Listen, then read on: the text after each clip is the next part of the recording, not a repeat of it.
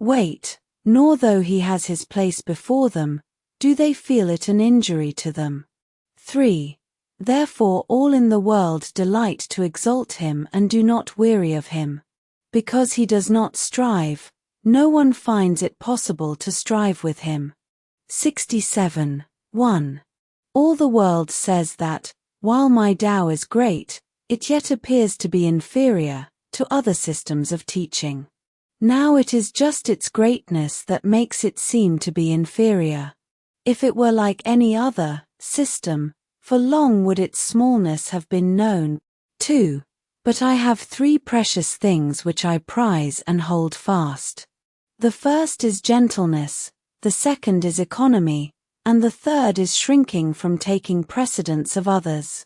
3. With that gentleness I can be bold, with that economy I can be liberal, shrinking from taking precedence of others, I can become a vessel of the highest honor. Nowadays they give up gentleness and are all for being bold, economy, and are all for being liberal, the hindmost place, and seek only to be foremost, of all which the end is death. 4. Gentleness is sure to be victorious even in battle, and firmly to maintain its ground. Heaven will save its possessor, by his very gentleness protecting him. 68. He who in Tao's wars has skill assumes no martial port, he who fights with most goodwill to rage makes no resort. He who vanquishes yet still keeps from his foes apart, he whose hests men most fulfill yet humbly plies his art. Thus we say, he ne'er contends, and therein is his might. Thus we say, men's wills he bends, that they with him unite.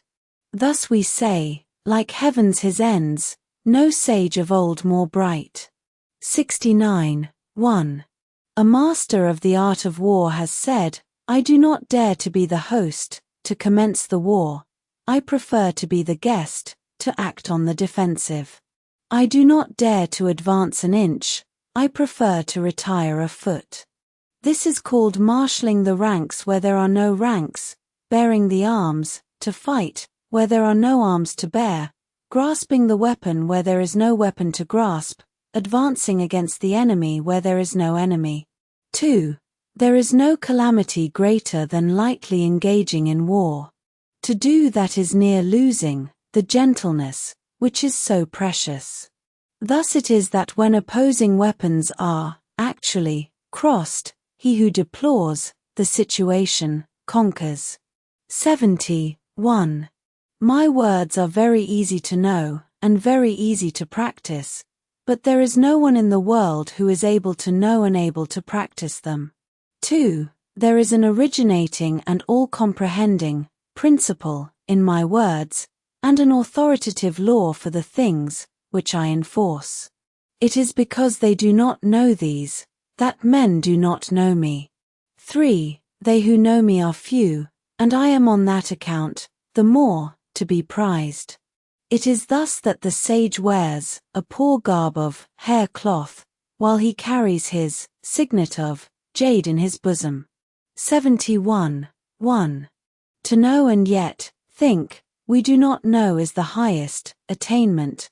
Not to know and yet think we do know is a disease. 2. It is simply by being pained at the thought of having this disease that we are preserved from it. The sage has not the disease. He knows the pain that would be inseparable from it, and therefore he does not have it. 72. 1. When the people do not fear what they ought to fear, that which is their great dread will come on them. 2. Let them not thoughtlessly indulge themselves in their ordinary life. Let them not act as if weary of what that life depends on. 3. It is by avoiding such indulgence that such weariness does not arise. 4. Therefore the sage knows these things of himself, but does not parade his knowledge, loves, but does not appear to set a value on himself. And thus he puts the latter alternative away and makes choice of the former. 73. 1. He whose boldness appears in his daring to do wrong, in defiance of the laws, is put to death. He whose boldness appears in his not daring to do so, lives on. Of these two cases the one appears to be advantageous, and the other to be injurious. But when heaven's anger smites a man, who the cause shall truly scan? On this account the sage feels a difficulty, as to what to do in the former case. 2. It is the way of heaven not to strive, and yet it skillfully overcomes, not to speak, and yet it is skillful in obtaining a reply, does not call, and yet men come to it of themselves. Its demonstrations are quiet, and yet its plans are skillful and effective. The meshes of the net of heaven are large, far apart, but letting nothing escape. 74. 1. The people do not fear death. To what purpose is it to try to frighten them with death?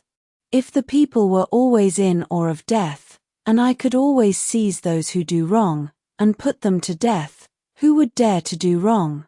2. There is always one who presides over the infliction of death. He who would inflict death in the room of him who so presides over it may be described as hewing wood instead of a great carpenter. Seldom is it that he who undertakes the hewing, instead of the great carpenter, does not cut his own hand. 75. 1. The people suffer from famine because of the multitude of taxes consumed by their superiors. It is through this that they suffer famine. 2. The people are difficult to govern because of the excessive agency of their superiors in governing them. It is through this that they are difficult to govern. 3. The people make light of dying because of the greatness of their labors in seeking for the means of living. It is this which makes them think light of dying. Thus it is that to leave the subject of living altogether out of view is better than to set a high value on it. 76. 1. Man at his birth is supple and weak, at his death, firm and strong. So it is with all things. Trees and plants, in their early growth, are soft and brittle, at their death, dry and withered. 2. Thus it is that firmness and strength are the concomitants of death, softness and weakness, the concomitants of life. 3. Hence he who relies on the strength of his forces does not conquer, and a tree which is strong will fill the outstretched arms, and thereby invites the feller. 4. Therefore the place of what is firm and strong is below, and that of what is soft and weak is above. 77. 1. May not the way, or Tao, of heaven be compared to the method of bending a bow? The part of the bow which was high is brought low, and what was low is raised up. So heaven diminishes where there is superabundance, and supplements where there is deficiency. 2. It is the way of heaven to diminish superabundance, and to supplement deficiency. It is not so with the way of man. He takes away from those who have not enough to add to his own superabundance. 3. Who can take his own superabundance and therewith serve all under heaven? Only he who is in possession of the Tao. 4. Therefore the ruling sage acts without claiming the results as his. He achieves his merit and does not rest arrogantly in it. He does not wish to display his superiority. 78. 1. There is nothing in the world more soft and weak than water, and yet for attacking things that are firm and strong there is nothing that can take precedence of it, for there is nothing so effectual for which it can be changed. 2. Everyone in the world knows that the soft overcomes the hard, and the weak the strong, but no one is able to carry it out in practice. 3. Therefore a sage has said, he who accepts his state's reproach, is hailed therefore its altar's lord. To him who bears men's direful woes they all the name of king accord. For words that are strictly true seem to be paradoxical. 79. 1. When a reconciliation is effected, between two parties, after a great animosity, there is sure to be a grudge remaining in the mind of the one who was wrong. And how can this be beneficial to the other? 2. Therefore, to guard against this, the sage keeps the left-hand portion of the record of the engagement and does not insist on the speedy fulfillment of it by the other party. So, he who has the attributes of the Tao regards only the conditions of the engagement, while he who has not those attributes regards only the conditions favorable to himself. 3. In the way of heaven, there is no partiality of love, it is always on the side of the good man. 81. In a little state with a small population, I would so order it, that, though there were individuals with the abilities of 10 or 100 men, there should be no employment of them. I would make the people, while looking on death as a grievous thing, yet not remove elsewhere, to avoid it. 2. Though they had boats and carriages, they should have no occasion to ride in them. Though they had buff coats and sharp weapons, they should have no occasion to don or use them.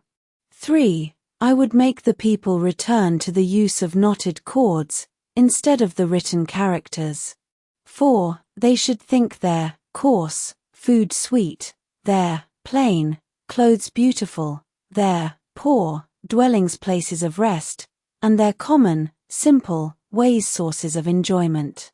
5. There should be a neighboring state within sight, and the voices of the fowls and dogs should be heard all the way from it to us, but I would make the people to old age, even to death, not have any intercourse with it.